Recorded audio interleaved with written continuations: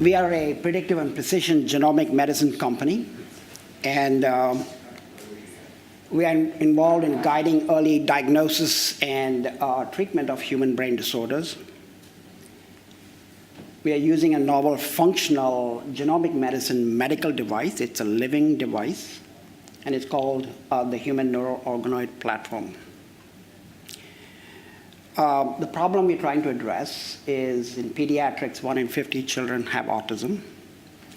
In geriatrics, 1 in 4 will get Alzheimer's and dementia by age 60. In oncology, 1 in 3 people will get cancer. It's a very broad platform. And can you address it with a single device? And the answer is yes. The bad news is there are currently no real effective therapies for any of them to any large degree. The living device is a neural organoid. It's a proprietary process by which we take adult patient skin cells and we make synthetic brain tissue that mimics the human brain. This mimic of the brain that we have made has all of the classical hallmarks of the brain. That's a drawing from the 18th century. It has the cerebral cortex, the optic stalk, cephalic flexure, but that's just a morphological definition.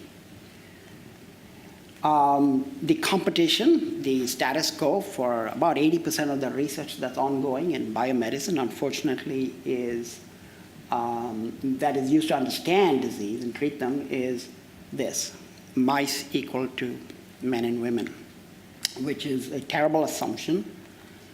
And a disastrous consequence for the patients has been that there are currently no effective treatments for Alzheimer's, for example.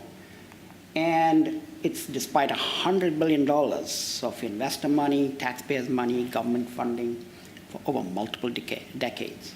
So what's the problem? And you can read what I'm trying to indicate here. We're spinning our wheels and going nowhere. Really, we haven't gone anywhere. So the distinguishing features of our model platform is it's a single multi-purpose preclinical device. It's scalable, replicable, reproducible, robust, and well-suited for medical diagnostics and drug discovery. It's the most advanced model there is, and I'll tell you why. It permits precise omic analysis, big data analysis, transcriptomics, proteomics, and metabolomics. I'll show you data. It contains all the major brain regions from the retina to the spinal cord. It expresses 15,000 genes that show a 98% match to the adult human brain. So it's very, very close to the adult human brain in terms of all cell types, all genes. And it expresses all major cell types, and the most important of which is the microglia, which plays a major role in degenerative brain disorders. Okay? The competition, there is. A lot of people have been claiming they make mini brains and organoids. Are they real? Are they useful? They're called neurons, spheroids, and other organoids. Firstly, they are a poor representation of the networked brain. They're highly non-reproducible. This is from a review by Craig Steen and Rudy Tanzi, one's at Harvard, one's at UCSF. They lack proper brain segmentation. They lack the microglia, which is terribly crucial for what we need to do. Again, I'm quoting 2 reviews. They lack the proper interconnectivity. They're essentially a poor mimic of the human brain. And most importantly, they fail to recapitulate the clinical relevant biomarkers for the disease. So credibility, can we do all that? And I'm going to show you some science, because a good business is built on real solid science. So are they the 3 R's? And what I'm going to show you is whole genomic transcriptomic data, where we are looking at identity plots along the axis of approximately 13,000 genes per model. On the left is Alzheimer's. On each axis is 1 organoid and 13,000 genes on a straight line. In the middle is a normal person, from skin cell from a normal person. On the right is a disorder called tuberous sclerosis. This is a disorder in which clinically the patients have both autism and tumor susceptibility. So we have 13,000 genes that are almost identical. So that's a really good starting point for any clinical assay. So then what we do is we match them, we measure this across a normal person and a diseased person, where we are looking at the changes in gene expression. And on the left, we make an organoid, and that's the chromosome. And there are 4 representative genes here. On the right, the same thing. And we look at the differences in the gene expression patterns. Okay? And I'm sure this just hypothetically for 4. But when you do that across 13,000 genes, on the left is the disease, on the x-axis is the normal. And what you start to see is for when you have a 1.4-fold variance, we get about 2,000 out of the 13,000 genes that are different. So what are these genes? And why are they different? Well, they form the proprietary biomarker database that's comprehensive. I'm going to show you data. It's corroborated by human studies. And it can allow us to detect all of these disorders at birth.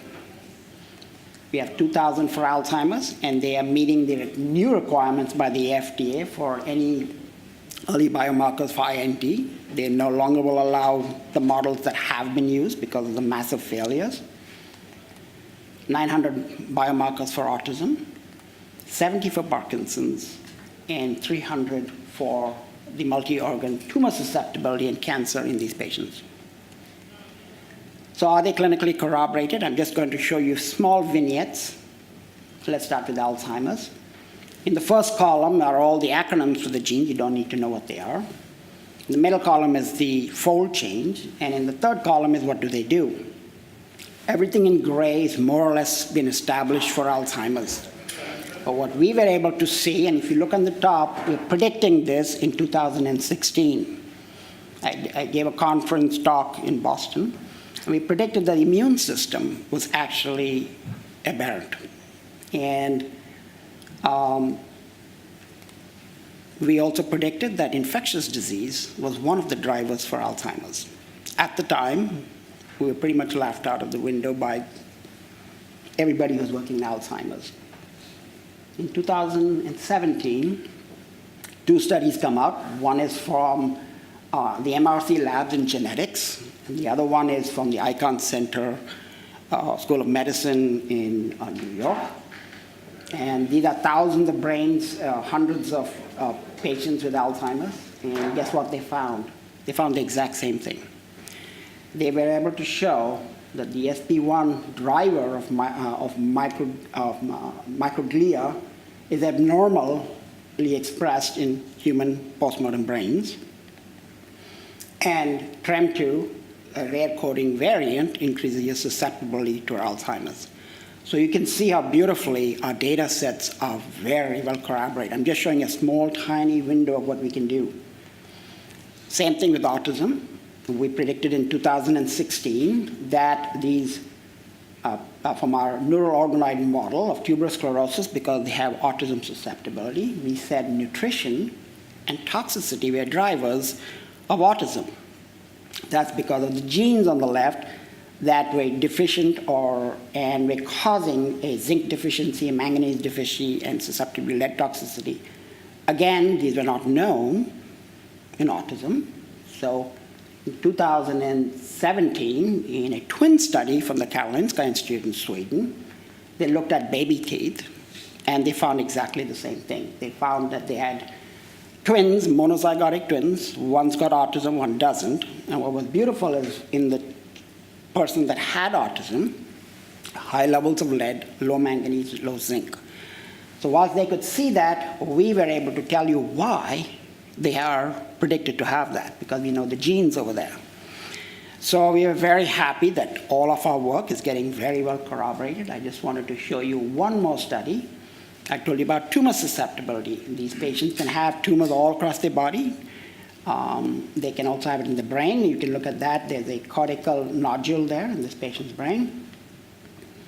In our patient, we looked at dysregulated tumor genes, showing you a small vignette of what we have seen. Everything from 60-fold to 3-fold is altered, again, recapitulating the susceptibility to tumor formation. So with this data is approximately 5% or what we know today.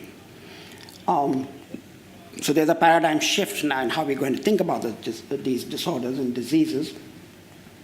The first one is we're going from infancy to senior, and classically this is how neurology works. We look at behavior, imaging, genetics, anatomical, and on, and we usually diagnose them at birth, midlife, or late in life. For the disability that we're going to see in Alzheimer's, for example, it's cognitive failure that is what we're going to look at. The future we are bringing in is very different. Everything is going to be diagnosed at birth, and it gives you a wide variety of options of how to intercede. First thing, how are you going to do that? Well, we know the targets, so we're going to do that the following. So this is, again, a change in the paradigm. There are three components, and I showed you some of them, in the susceptibility to brain disorders and even cancer. Genes that cock the trigger, but there's an environmental component, and there are a whole bunch of them, and nutrition that combined take pre-clinical states to clinical states. And we happen to diagnose them when they become clinical. The future is we're going to address the environment and the nutrition first. It doesn't require FDA approval, but this is the future. It's G plus E plus N, not your genes that determine who you are. And it applies to all of the disorders that we have looked at. They are disorder specific. The environmental factors and nutritional factors are disorder specific. So there's no one size fits all for nutrition or environment. So now we build the business out of this. What are the business opportunities? And the market opportunities are in three areas: R&D with pharma, biotech, government, food safety and nutritional supplements, and clinical services. What are they? Development and validation of early targets, which is where we would look. Pharma would be our best partners, possibly. Investigation of new drugs, toxicity, safety, and efficacy. If we're taking it forward, we have a validated human model to make the predictions of whether this is going to work, reducing your costs tremendously. Food services, personalized pediatric safety, and safety formula product and formulations based on personalized sensitivity. What are you sensitive to? And the same thing with the supplemental formulations. That will be things that we'll be working with the food industry. Finally, clinical services to develop the early diagnostic tests so that with clinically corroborated biomarkers, so they make it into the clinic as an FDA-approved diagnostic test. Partnerships and investment opportunities in business, family office, and government and beta clinical centers are, we are soliciting partnerships, royalty and equity agreements to bring to market validated new targets, accelerate the pace of drug development, reduce the cost of drug development, and of course, ensure success because we are doing this in human models. We are no longer going to rodents. We actually don't even believe in rodents anymore. I used to work on rodents 10 years ago. For family office, besides the opportunity to be profitable as part of a business, there's also a shared legacy for all humanity. You're going to change the future. We're absolutely certain that's coming. And with the government and beta clinical centers, we like to scale these studies so that we can see across the spectrum of clinical variation what is it that predicts the variability sometimes you see in many of these disorders, early onset, severity, and on and on. Obviously, there's an environmental component and a nutritional component, which means we need to know that status of that patient and why somebody's early and why somebody's late. We are fairly sure that is one of the components. There are three pillars on which all disease and disorders are built. Obviously, we are screwing up the environment big time. So, key business developments, the capitalization from the state of Ohio. We are in due diligence with VCs and family offices. Intellectual property has been filed for the process and utility in 5 countries already. We have filed utility patents for biomarkers of the 5 diseases. Clearly, they are not obviously have new ones that also have not been discovered for the disease.